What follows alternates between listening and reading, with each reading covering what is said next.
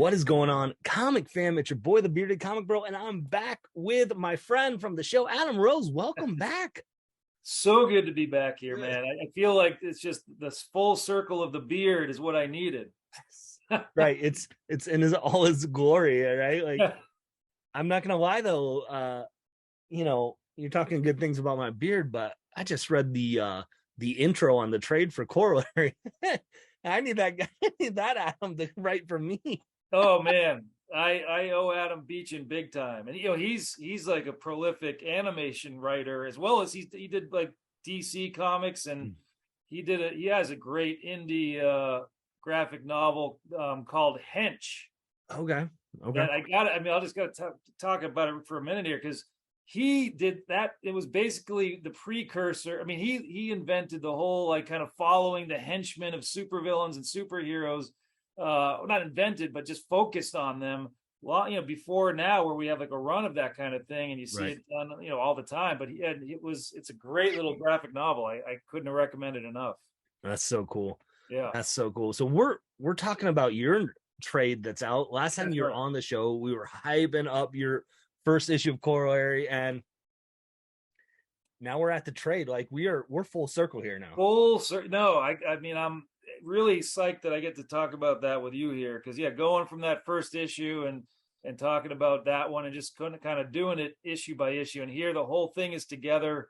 Like Adam Beechin, he wrote that intro for me. There's some other cool bonus stuff in the trade. This local artist who's also a doctor, his name's a friend of mine named Shaheen. He did this like kind of cover like poster bonus for this new version, as well as the Source Point brought in an ash can cover that wasn't available for anybody else.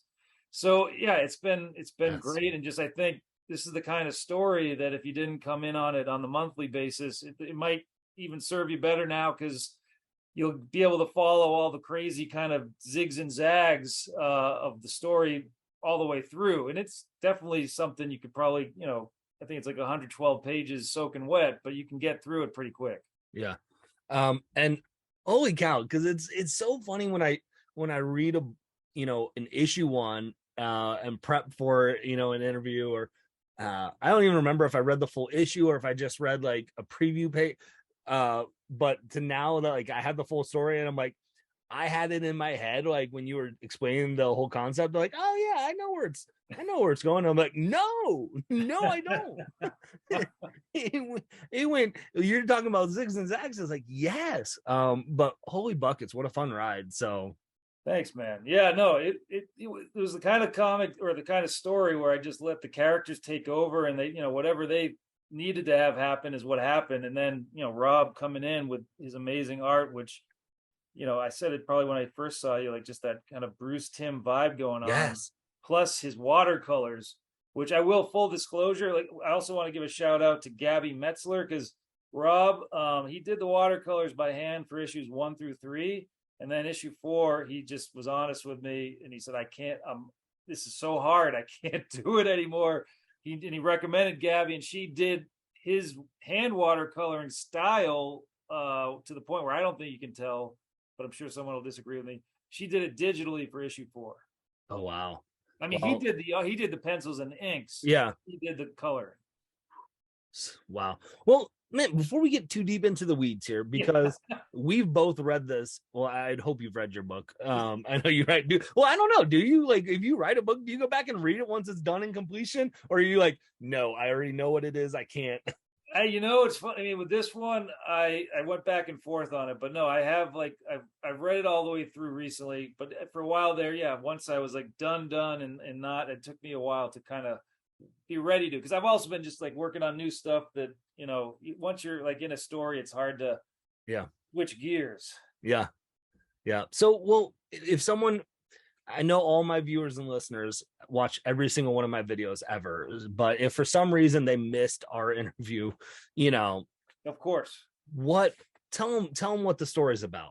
Sure. No, this is it's a galaxy of all kinds of aliens, from talking planets to dinosaur exploding cities in space to squared off little like MODOK meets Toad wardens of prison planets.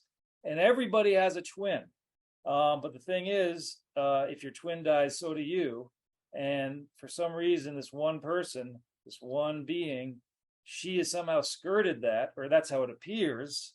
And everybody wants to know how, because people are terrified. Like, some people keep their twins really close to them. Some people keep their twins in prison because they're worried that they're going to, they're clumsy, or they're going to, get killed before they are. So, it's some have their twins in like far off other sectors of the galaxy, which is me kind of hinting at a huge reveal between issues 3 and 4. But it's all about that, but it's also about family too, and it's about identity. I tried to make something here that I hope.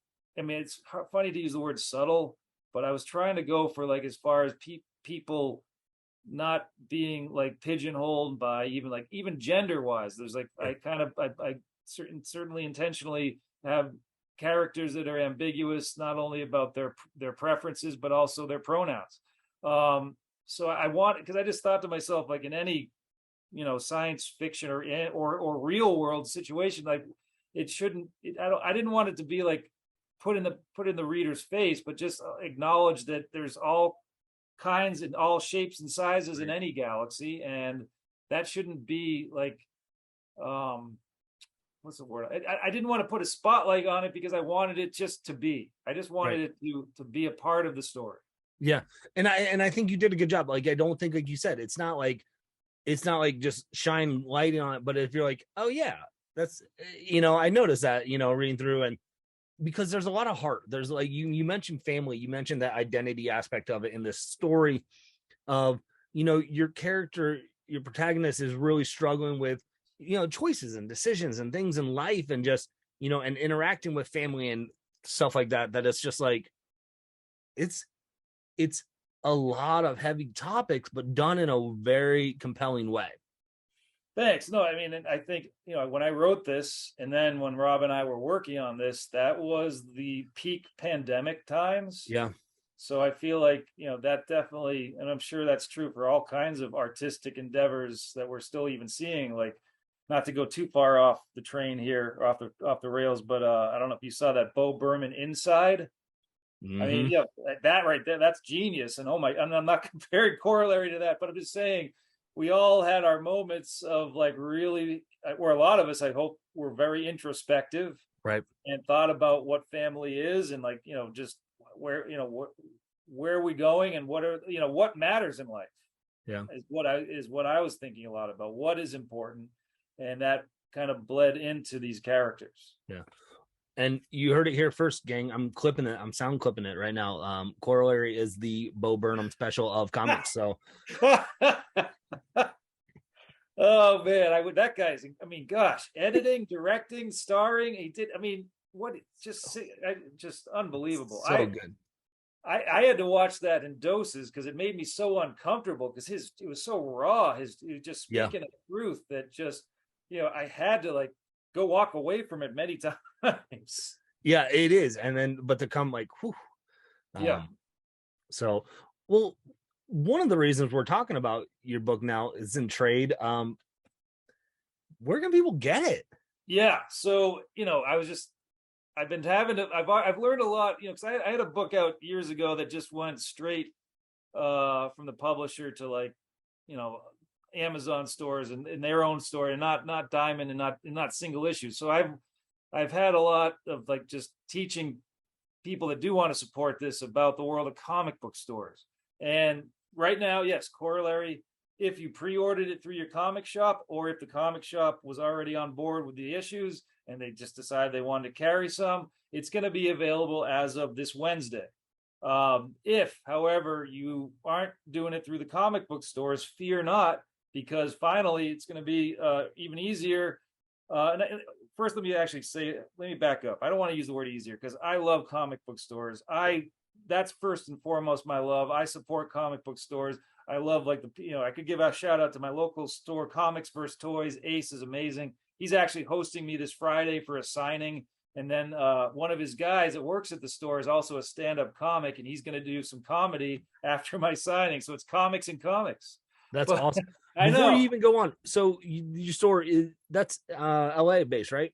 Yeah. Right near. I live in an area of LA called Eagle Rock, and it has its own little shop. He's been there forever. He's been, it's been great having him, his support. Okay.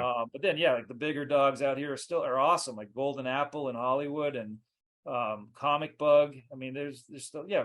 I love, first and foremost, get anyone to comic book stores. But I Yes. guess I was just in my long-winded way saying that yes, at this point, now that it's collected, as of October 18th, you can get it on Amazon. You could pre-order it now on Amazon or Barnes and Noble or Target or Walmart or whatever. But I would still say, hey, if you have a comic book store and even if you've never been, support them. They are the soul of the comic book industry, and I think the joy I get still from getting my single issues on Wednesdays is such a special moment in my week. And I don't know if a lot of people have that, like that weekly routine where you get that kind of joy. Yeah, it is. It's like it's no matter what's going on in the day, or the week, you can go and you're there at the shop if you're lucky Wednesday. Sometimes you gotta get till Thursday because Right, life right, right. happens and stuff. And you know, and it was cool because I got my nephew into collecting comics a couple years ago. Nice. He was big into the MCU stuff, and then so I just got a bunch of Spider-Man comics, and he kind of did one of those like comics like these. What are these? Like I just thought they were movies. It's like, oh, bro, your mind's about to explode. So I took him to a Yeah. comic shop when we were down in Florida, on vacation, and he was just like kid in Wonderland and stuff. And they go out to LA sometimes, so I have to keep your shop in mind to know of like I know LA is a vast place. So Yes. Well, they'll hit me up. Whatever area they're in, I know the shop. I mean, there's even okay, a new cool one in our area called Revenge of, and they have like a back room of like superhero themed pinball machines. yeah, oh sweet. But I say all that like because there is something about getting your books on a Wednesday. Like it's just a Yeah. joy walking into the shop, seeing some of the other regulars there or the shop owner, and like what's going on, and like what they're dealing with, and what they're going through and stuff, and it's a sense. So I get that aspect of like, yeah, if you can, always start with your comic shops, Yeah. but But let's be honest, we are a small segment of people like right. in the society Yes. that really like to go to that niche location, and so to open it up the door to a broader span that I always try and shop in my comic but if it's on vacation or something and I'm walking through a Barnes and Nobles and I can see a trade that's Yep. 50% off, I'm getting it. Yes. No, I couldn't agree more. And that's why, yeah. And, like I kind of said to you before we started, like there are plenty of people that are, that the comic book store is just not what they're going to be gravitating towards. And they get intimidated by the idea. And here, boom, now it is. Yes, it's all together. It's all collected. It's one stop shopping with like any of the brick and mortar, like Barnes and Noble or Target, hopefully, but also Amazon's got it. And obviously that's just a click of a button. Yeah, well, and because I mean, sometimes comic stores can be intimidating, especially if Right. you've never been. I I go to comic stores like twice, 3 times a week, and I still can get intimidated by going into a shop. But like, like Yes. so to have that availability, because I think the benefit of having that deal is now you are getting to share your story with a wider audience, Right. and Absolutely. Yeah. No, that's not a bad that's the thing. It's hope. not taken away from you know the comic shops in that aspect, especially when and that's what I love is when it's an indie book that's going out there and indie publishers that are getting out there, in some of the other area markets. So Yeah, no, and Source Point is just getting bigger by the minute. Like, I don't know if you saw the big announcement they made, but they just partnered up with Cullen Bunn, nice. I did and not see that. he's doing some exclusive. I don't know the details. I'm just based on the announcement. So I'm just parroting that, but he is like signed some sort of exclusive deal with them where like certain things, IPs he's going to create with them are going to then get the opportunity to, be comics, obviously, first and foremost. And then Yeah, beyond that, who knows? nice. Yeah. That's cool to hear. Like, Yeah. so cool. I mean, So so cool. he's a prolific guy. So that's really, yeah, psyched about that. But yeah, So they've been great with me. I'm actually hoping to get up to the San Francisco Comic Expo the weekend after Thanksgiving. okay, It's ambitious of me, but they're going to be there, and I'm hoping to get to like hang with them for the weekend because I know they're going to be in New York at Comic Con, and they got a lot of other amazing books that they're all about right now. But yeah, I haven't been to as many cons lately as I was hoping. I've been on the shorter end of getting to them, so I'm hoping to be in San Francisco for that one. nice. Yeah, I ran into the Source Point table at Baltimore last year. Oh, nice. I've heard Baltimore's amazing, It's so good. It's so good. and that's where the Ringos are, It right? is. That's where the Ringos are. So and that's uh so yeah, we went last year and we were planning on going this year, and then just some stuff has come up lately that we're just like, it's going to be too much to try and make it happen this year. But that's one that always is on my list of like, if all goes well with scheduling and life, like we'll be at Baltimore.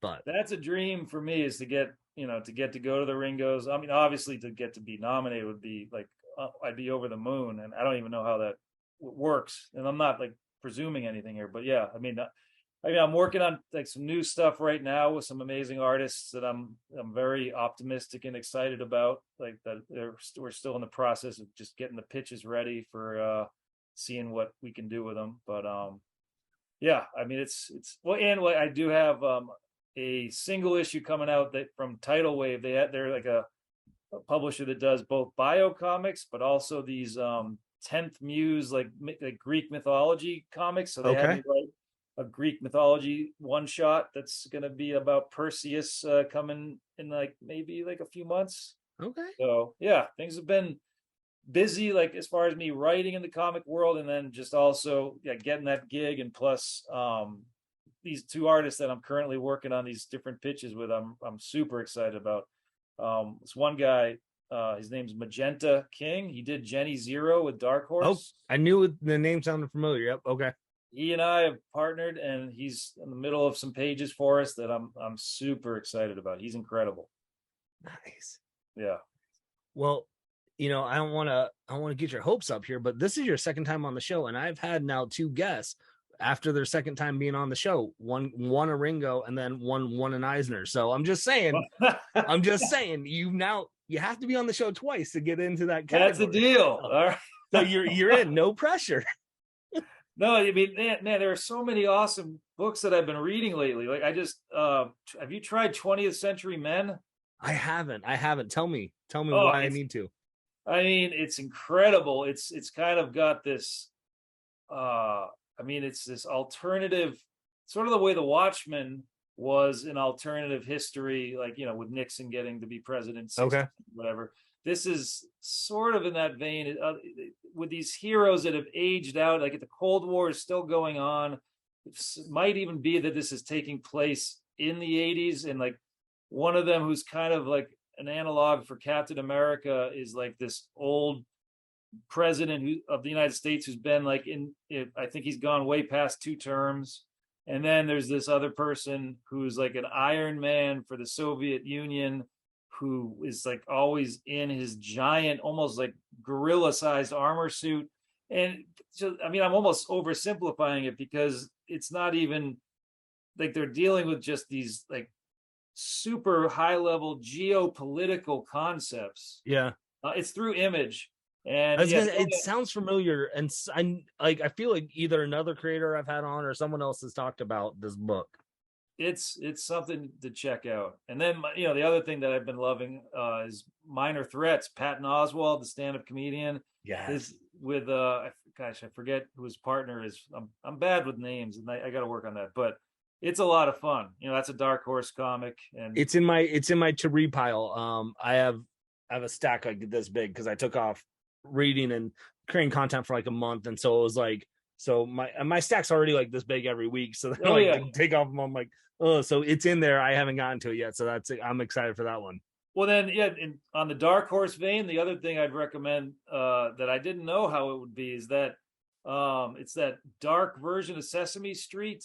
I don't have one lying around. It's like not called Suicide Street or something that dark, but it might as well be, because it's like a world where if the puppets were alive and were treated like second-class citizens, and unless they happen to be on a TV show like Sesame Street. So it's kind of in this dystopian future where some of them are mistreated, some of them are, it's wild, it's depressing, but in the best possible way. Like, just the abuse of this island of like Grover type people or puppets. Like they're totally mistreated for whatever's mined on their island, and then they're like, just as indigenous peoples are totally abused all over the world. Like they're like the analog for that. I mean, it's good. I'm writing down because I know I'm going to forget. So I'm writing. Well, and I wish I could give you the right title of it, because I can Twitter find it. I can find my way. I feel like that you've given me enough context that if I can't use Google to find it, shame on me. Yeah, no, that one's only on like issue 2 or 3. So those are just new things that are just blowing my mind as far as great storytelling and art. That's what I love about doing shows like this and having conversations with people just about comics. Like, I literally I probably have 15 books a week, and I'm doing interviews and talking to people, and there are still books all the time that I'm like, how did I miss this? How, like, both of those ones that, Minor Threats I just haven't read, but the other ones, like, they're right up my alley, and I'm like, wow. So you're always discovering new things. Yes. No. Yeah. Well, hit me with something that I might not know. All right. It's up there as one of my favorite books so far. And it's by, I want to say this one's from Vault. Mindset. Oh, all right. I got to try that. All Zach Kaplan. Okay. So freaking good. It's just, the premise is this idea of you have these, Silicon Valley kids that are trying to create an app, and their mindset is that they want to I didn't mean to try to do that. Look at that. I should be a writer now. Their goal is that they want to create an app, basically, of like a calming app that just is like, hey, like, let's chill out, and like, it's like one of those like get off Facebook kind of apps to like, but you still have to use technology to use technology, because right. It gets tongue-in-cheek in that aspect. But basically they figure out a way that they've created a mind control device, practically, is what it is. And what they can then are doing, kind of the pact that they have with each other of like, we can't use it on each other kind of thing, but then how they can use it to kind of do what they need to do. Nice. And it's just, the art is fantastic. I wish I could think of the artist on top of my head, but it's just done in this really cool tech way. Like, you're not your traditional art. And okay. It's top of the list every time I see, like, every week's a good week and it's comic books, but like, that's on the list of where it's like, when I see that one pop up, I'm like, it's top of the pile. I know I have people like, they're always like the ones that they're most excited about, they put them at the end. Oh, me too. Yeah. I can't do it. No, if I'm excited, I want to get to the good stuff. They're like, oh, but it ruins it for everything else. And now the other comics need to be better. I don't care. I sometimes do that too. Or the other thing I do with my stack, I love that you just brought up where you put it on your stack, because only comic book people understand this. Yes, it is an art to that stack. I sometimes I feel like I got to shuffle. Like, if I have like, anything from the big two, I can't.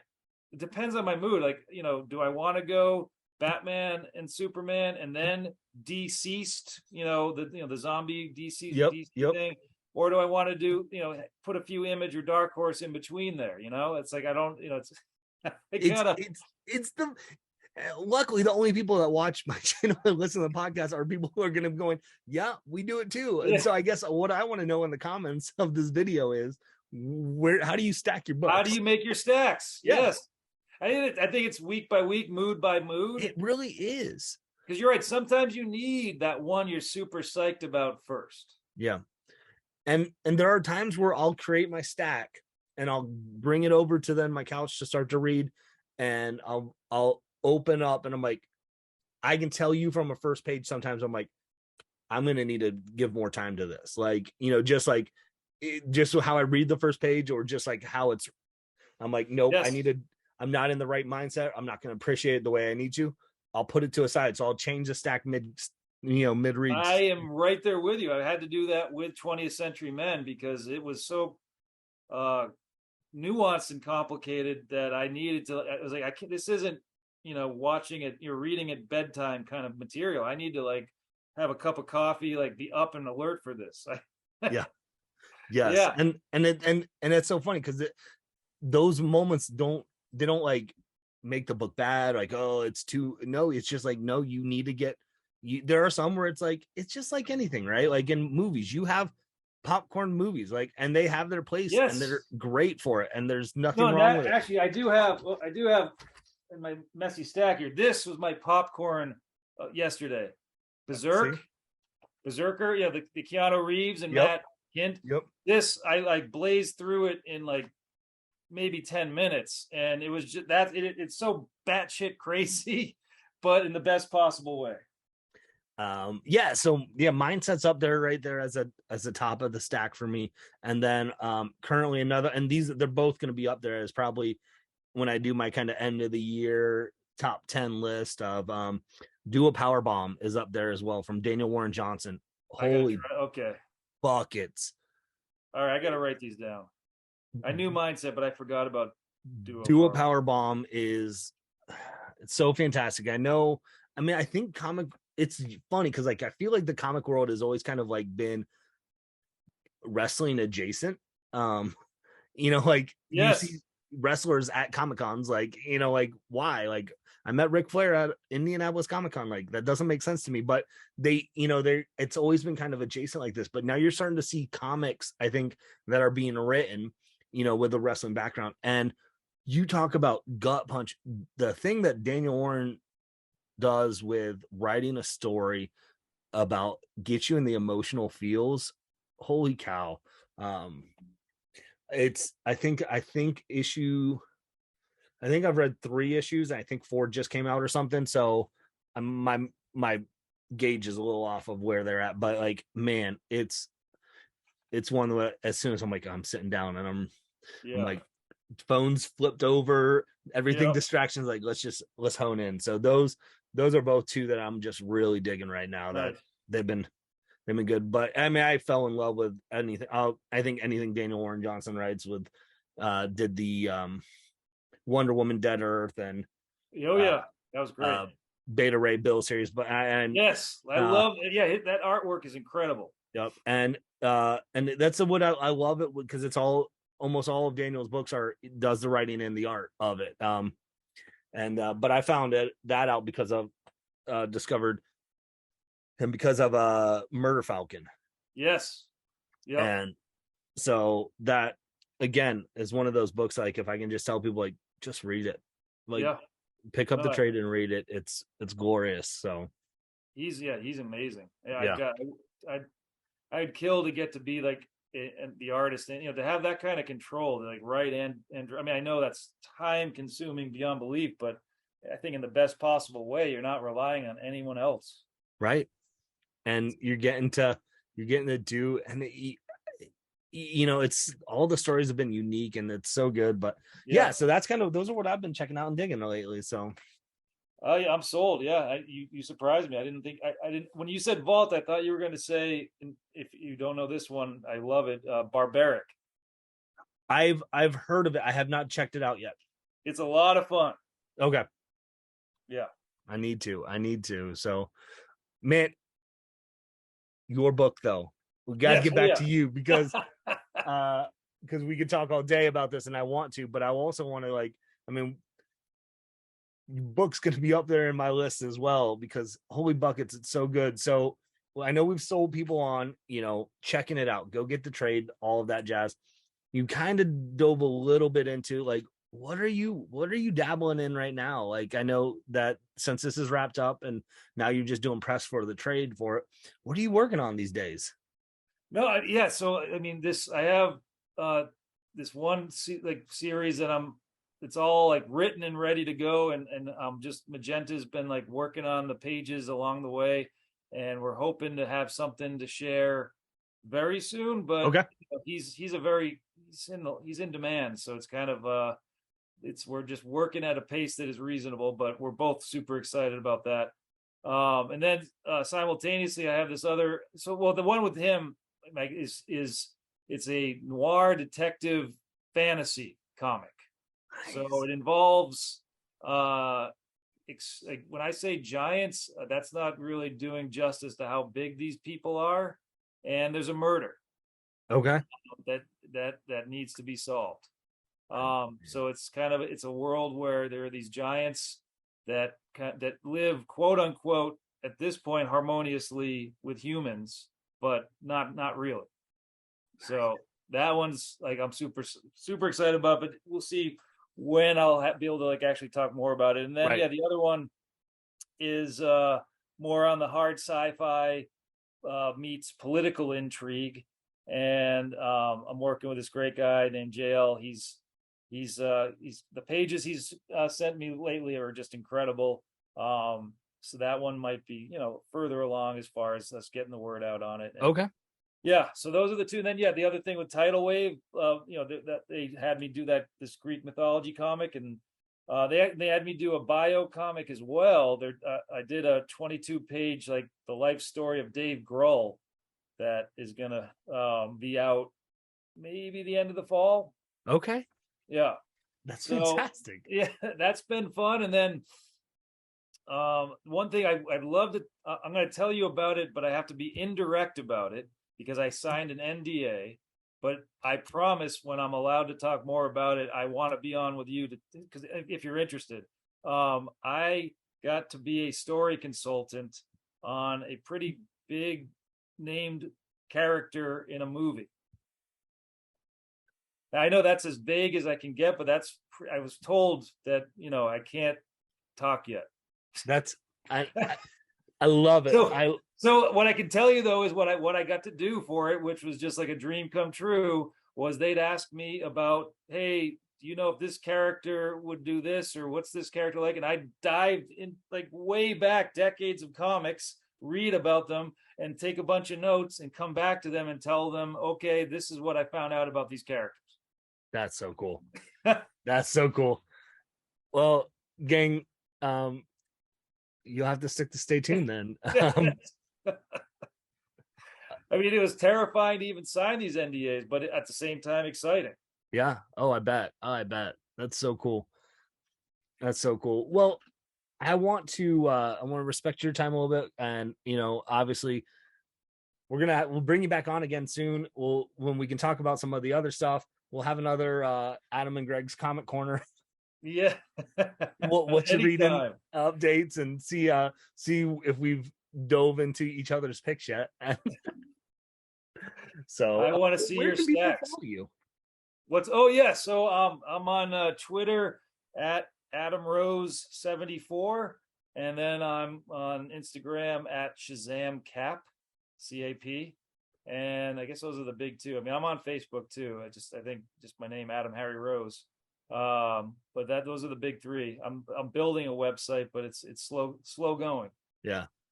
So well, there you go. All the links to to Adam stuff are going to be in the description of this video, or if you're listening via podcast, you can click on the description in that as well. Again, I want to know, you listening at home, leave a comment. How do you make your stack each week? What are your stacks like? Yes, what are your stacks like?